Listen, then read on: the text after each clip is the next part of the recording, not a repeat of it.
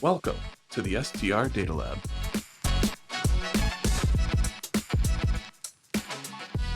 Hello and welcome to another edition of the STR Data Lab. I'm Jamie Lane, Chief Economist of AirDNA, and I'm joined here again by my trusty co-host, Scott Sage. Scott, happy spring.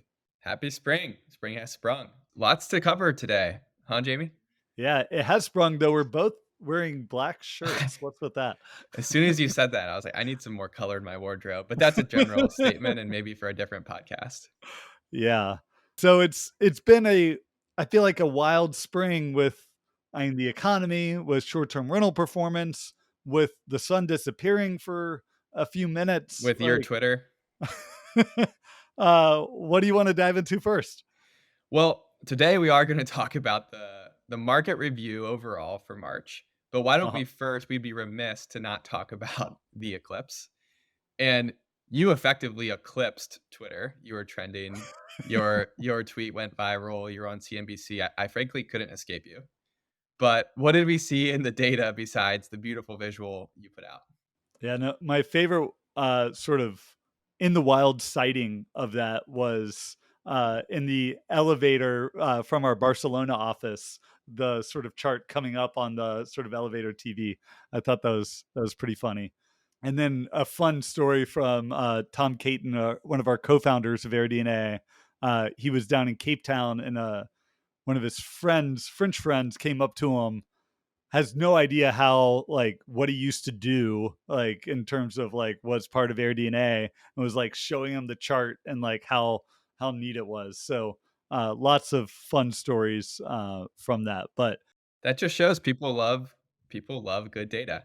We're not alone. people love good data, and we love providing good data to people. So yeah, and it was a fun chart, sort of being able to visualize where the eclipse was happening based on short-term rental performance of cities across the U.S. I mean, essentially every single city that was along the path of totality saw near 100% occupancy. And actually, a common question I got when it was going viral was, are we now going to see a whole bunch of cancellations once we got within a week, and that there was a pretty significant cloud cover, at least being forecasted and actually realized in certain parts around the country. So just now was able to run all the cancellation data, and essentially, like, no one canceled. Like, and I'm a forecaster. I've been forecasting for 15 years now. Like, who trusts a weather Yeah. forecaster enough to cancel a short-term rental that you booked far out in advance, that because of a viral tweet there's nowhere else to book along the path of totality? You're probably going to keep that reservation, aren't you, and still make the trip, just on the off chance that the sort of clouds part and you're able to get a glimpse of the eclipse.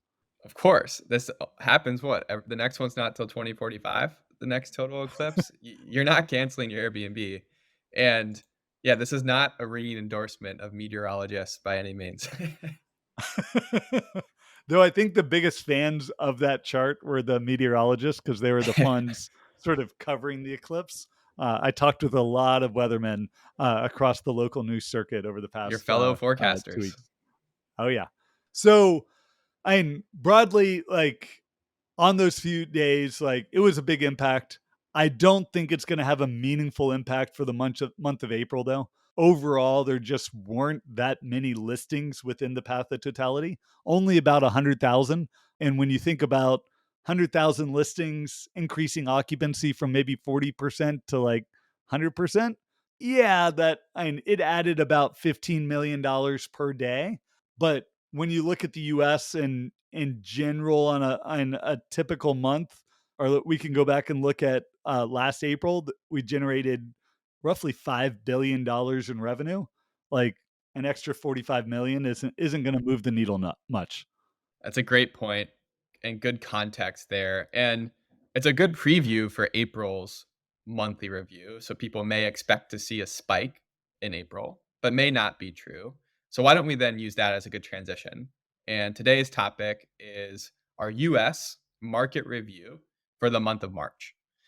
And What we're gonna cover today, Jamie, is, of course, the macro view for the entire country. But if somebody wants to go look at a market review for their individual market, how might they do that? Yeah, so and this is something I talk with people about all the time, especially sort of larger property managers, even real estate agents, even sort of people looking to buy short-term rentals, raise a fund. Your ability to leverage AirDNA data to create sort of your own analysis of local areas is like that's one of the easiest things you can sort of leverage off of our data. So, what I suggest to people one, read our monthly review. Start with that. We put it out every month, comes out around like mid-month. It's gonna and by the time this airs, it'll be out on April 19th. So run through it. And then what you can do is for each of these main metrics, so supply, demand, occupancy, ADR, RevPARs, we report those out for each city within the app. And we show current year month, we show same month prior year. You can go back to 2018 and looking at all these data points, but sort of start categorizing, and it actually calls out in the app what the month over month change was or year over year change was for each of these metrics. So being able to look like, all right, AirDNA says US as a whole occupancy is up 2%. Now let's compare that to how occupancy was changing in my market. AirDNA says that occupancy is still up a few percent of 2019. Like, let's run through and see how my market's comparing to 2019. How much are rates raising in my market? If I want to get a sense of, okay, how is supply growing or supply declining in my market?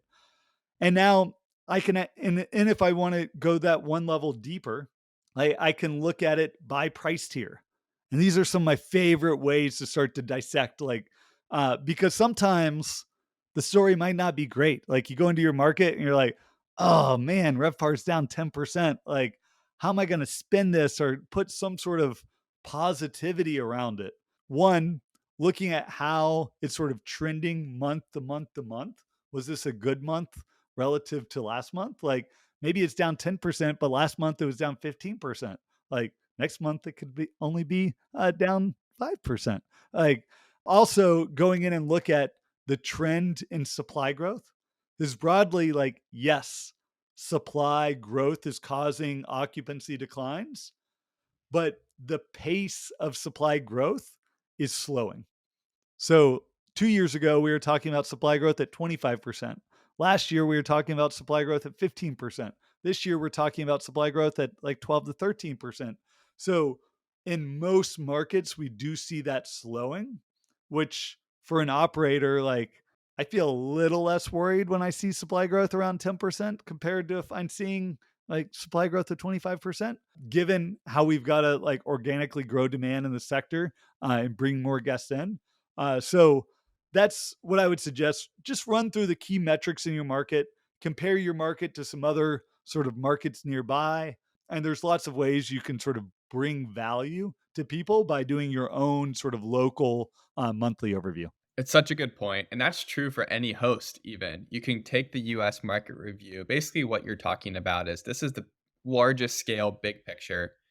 Focus that down to your market and then even your portfolio or even your property to benchmark that against your comps in your market. And a little pro tip here, when I used to be a running my management company, I used to do this on a monthly basis with my clients and homeowners. And it earned trust and made me look smart, but it was just really AirDNA's data.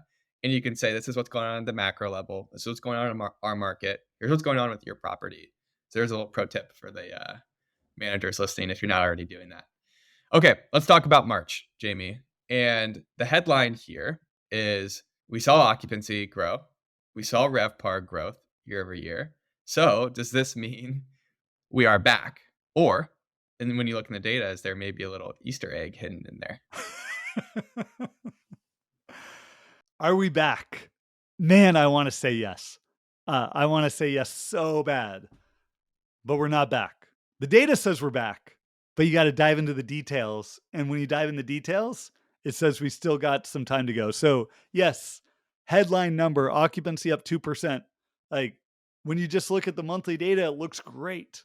But underlying that, we know that there is a shift. And that shift was Easter from April of last year to March of this year. And around that sort of Good Friday, long weekend, Easter bump, hop, and whatever you call it.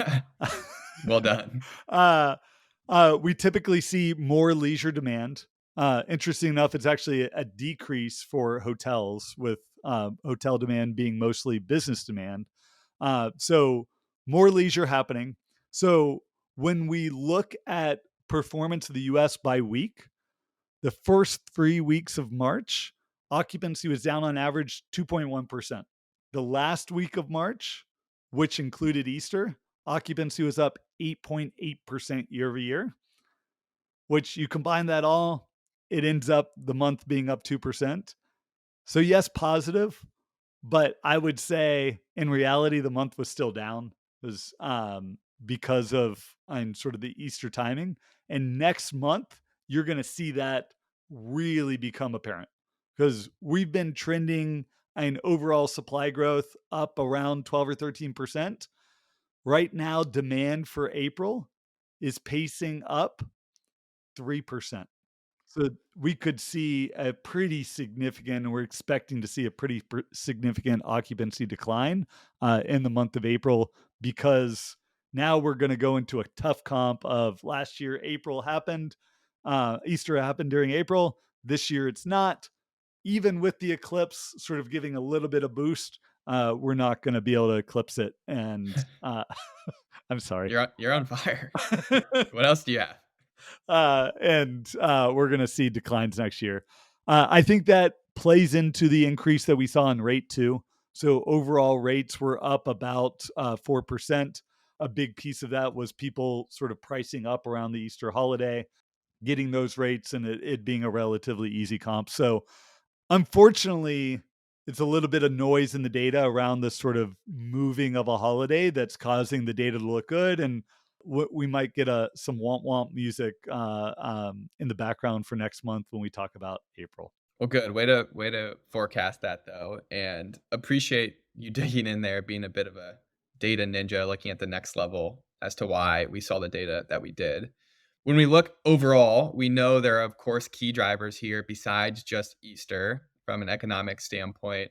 So you think about the key factors here. What did we see from employment and inflation driving the data that we see in the review? Yeah, it was strong, and it was strong in ways that weren't necessarily good. So, one, the employment data, you give me employment growth of 300,000 new jobs being added, I am never going to complain about that. And that is a super strong number. Great. We're just, and it was, I think it was last month, we saw hospitality jobs finally recover to pre-pandemic highs. One of the last sectors to recover, hospitality, leisure hospitality, finally getting back. Unemployment rate, 3.9%. Last month, 3.8% this month. So broadly, employment market still very healthy, and below 4% employment, you're never going to hear me complain about that. But the troubling aspect was sort of with the sort of economy humming, firing at all cylinders, we are not seeing the decline in inflation that I think we were hoping, that the Fed was hoping, that Wall Street was hoping for. So we saw it reach increase 3.5% year over year. So there's definitely a lot of noise in that CPI data, auto sales. There's still housing inflation, rents being very stubbornly high.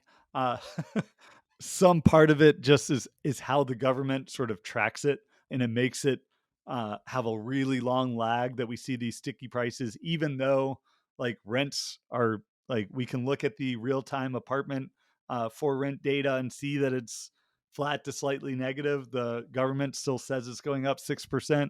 That's really weighing on things.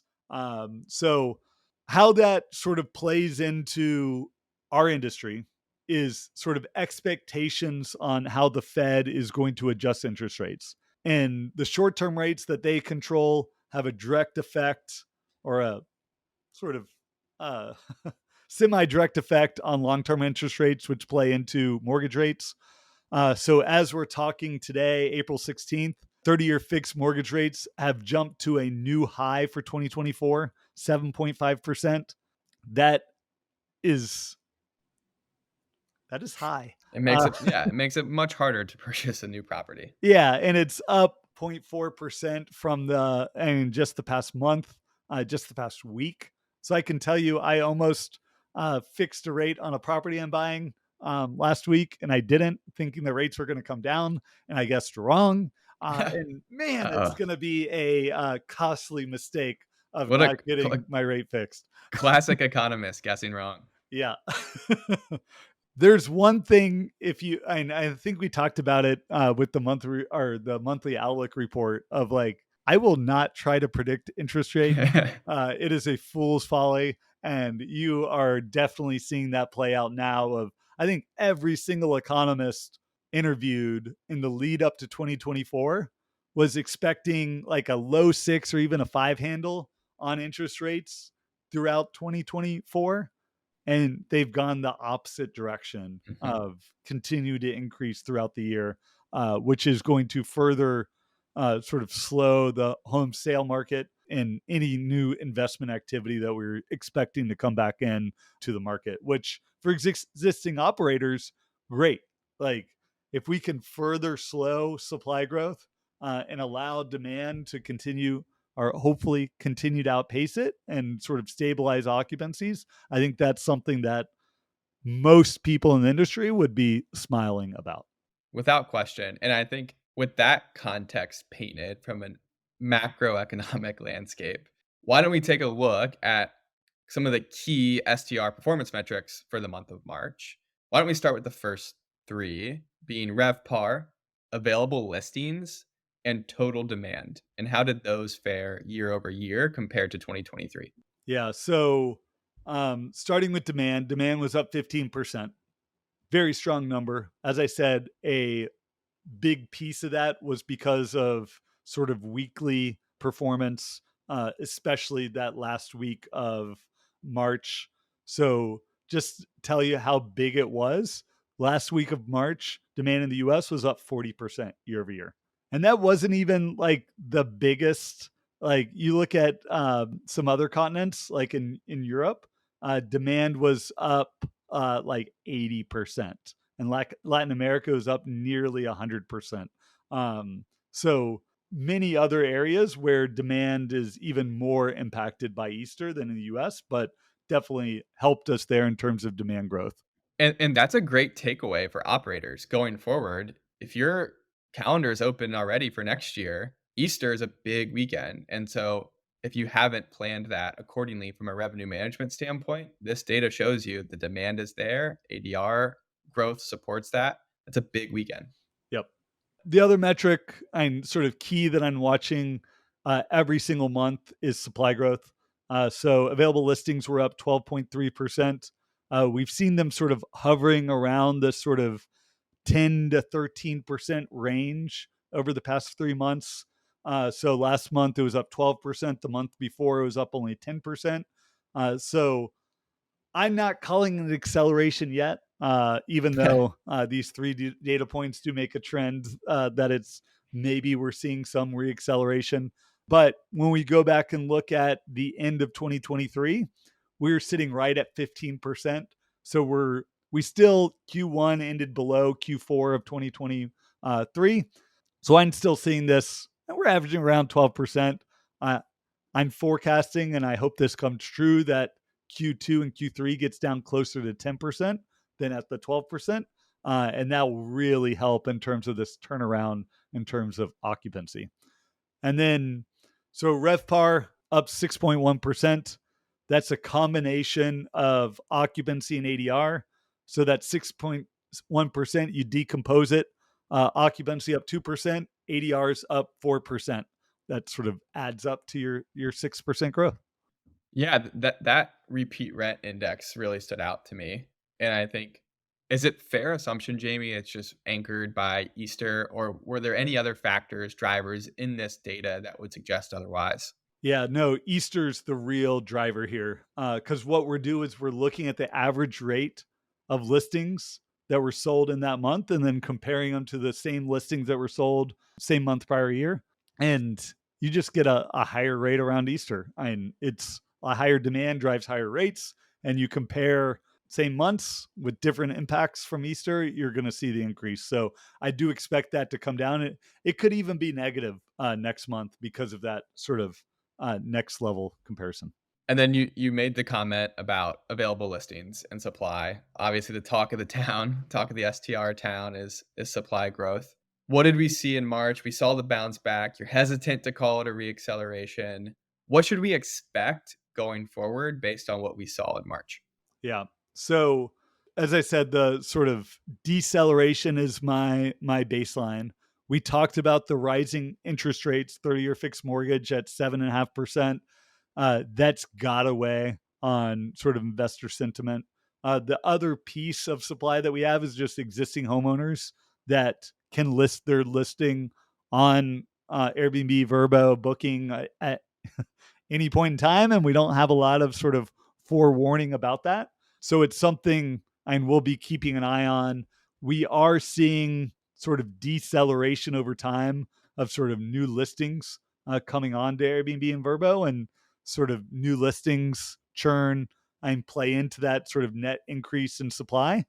So the trend tells us that it should continue to slow, but we'll be here talking about it next month and the month after. Always. And effectively, right, this combination of slowing supply, the surging demand, at least for March, increased occupancy, which overcame January's weak occupancy. 2024 has so far enjoyed higher occupancies year over year. Is this a trend we should expect to continue for the rest of the year and maybe set April aside, given the dynamics you just talked about? Yeah. So our forecast originally was for occupancy to be down in the first half of 2024. So far, they're flat to slightly up, and then for them to be flat to maybe slightly down in the back half of the year. First half is coming in and a bit above but we do expect April, maybe even May, to be down a bit, and we're still sort of holding out hope for the real recovery to happen in the back half of 2024. At least, like, I mean, flat to slightly up is what we're calling for, and that sort of brings us full year to occupancy only down 1%, where both 2022 and 2023 occupancies were down north of 5% year over year. So this is, and we talked about at the beginning of the year, sort of moving into equilibrium. I think we're clearly seeing that now. Of We're having some months above, some months below on a year over year basis, but we're not seeing the consistent down that we've been seeing the past couple of years. What would have to happen for us to get back to that recovery you're talking about, and what are some leading indicators we should be looking for to assess that? Yeah, a big piece of really overshooting our forecast is international demand coming back. So we, as a industry, so you think about Americans traveling overseas and how much we're traveling now relative to 2019, demand's up 30%. So we are back. Like we are taking those trips to Greece. We're taking those trips to Asia Pacific, Thailand. Like Americans are traveling all over the world and really driving global demand. And you can see that in our data of, like, there's strong recovery, strong growth happening. Like the U.S. is one of the slowest demand growth markets around the world right now. So we're doing your part. Are you traveling to Europe this summer? I am. You're doing your part. We're all I'm doing doing our my part part. to help global short-term rental performance. But what's not happening is that international guests are traveling to the U.S. So we're still about 4% below 2019 levels for international guests traveling to the U.S. overall supply's up like 25%. So there's all these more listings for people to come and enjoy the States. But Fewer people filling the rooms. fewer people filling the rooms. So that's where I'm saying if we get a surge in international travelers coming back to the U.S. and U.S. being top on the list for areas that people want to travel to, I could see that really changing. We do have some headwinds there though, and a big piece of that is the strength of the dollar. So it's still just so much stronger than it had been. It really increased in value during the pandemic. Any sort of event that happens around the world, whether it's the war in Ukraine, war in Israel, the Hamas, that sort of leads people sort of a flight to quality.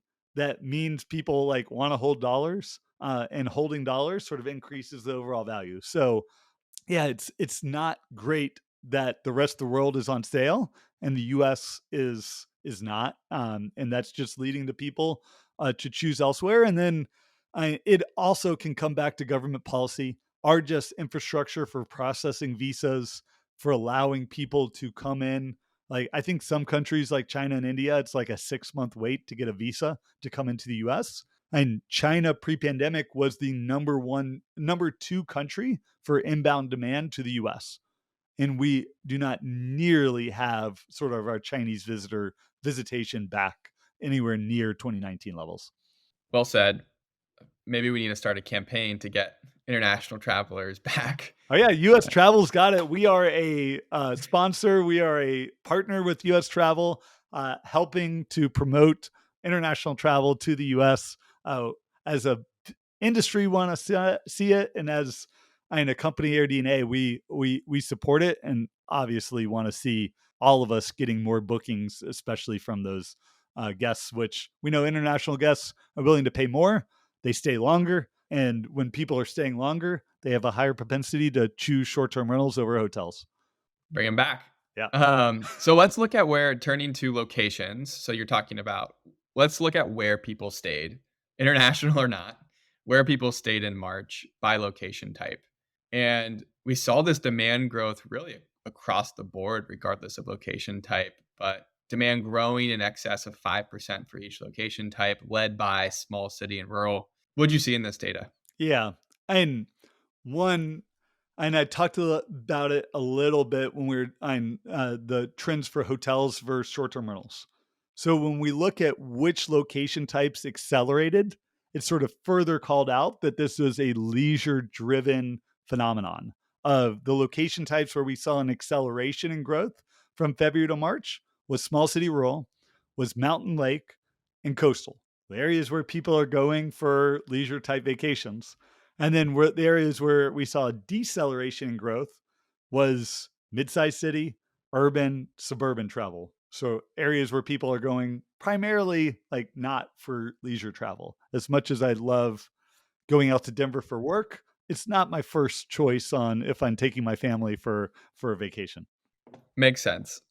And maybe to kind of last thing we'll touch here, Jamie, is you talked about Easter anchoring the month of March.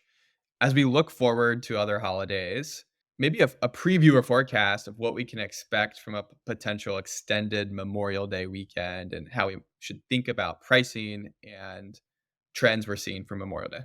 Yep. So Memorial Day, fortunately, happens at the same time every year. It's so predictable. It's like it's like Thanksgiving. It's always on that same Thursday. And man, give me a holiday that just happens at the same time every year, and you're going to make me a happy person. Uh, so fortunately, Memorial Day is the same.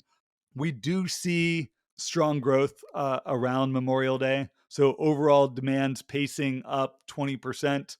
And given that demand was up this past month, 15%, next month trending up over 3%, only 3%. So it does look like there could be a reacceleration coming, at least in the back half of May around the Memorial Day weekend. So we're feeling good. Coastal locations pacing up strong, mountain locations pacing up strong. So I think if you're still unbooked around the Memorial Day weekend and you're in one of those leisure destinations, like I wouldn't start to panic yet. there's a lot of, and probably half the demand still out there that needs to book. So I would say stay strong, and bookings are coming. There's not as much supply growth happening. Yes, there's more competition. Take a look at what's going on in your market. Look at how many, and so pro tip on like how to look at the data, like go into your market in AirDNA, get a sense of how many active listings there are today. So your baseline. Go in and look at how much demand is booked out on future dates. So that's under the occupancy sort of drop down, where you can see out into the future, next 180 days, how many nights are booked. And so scroll over, look at Memorial Day and see, okay, there's 2,000 listings available. There's 100, or I mean, let's say 1,000 listings booked. So 50% of the bookings are sort of happened, and get a sense like, okay, you can even go back to last May and see like how far in advance people were booking. And now we can get a sense like, okay, last year, more than 50% of the band booked like 2 weeks out. Like, I go in and look at that data. I'm like, all right, like I'm still feeling good. Like I'm available. There's probably more than 50% that's going to get booked, and we're half booked now as a market. Like we're still looking okay for me to get booked, and I can sort of hold on to my rate. I think the key theme there and how we started this episode is context, context, context. And you have to customize it to your specific market and your specific situation. And you have those tools available within your AirDNA dash. So, Jamie, any parting words here? Any other good Easter or holiday puns? No, I don't loved how this turned into an AirDNA commercial, but we'll go with it. But it is the data lab. We love to talk about the data, and it's great for people understanding sort of the trends on how they should be impacting their business on a real-time basis. So I've had a blast talking about the data with you, Scott. You as well, Jamie. Until next time.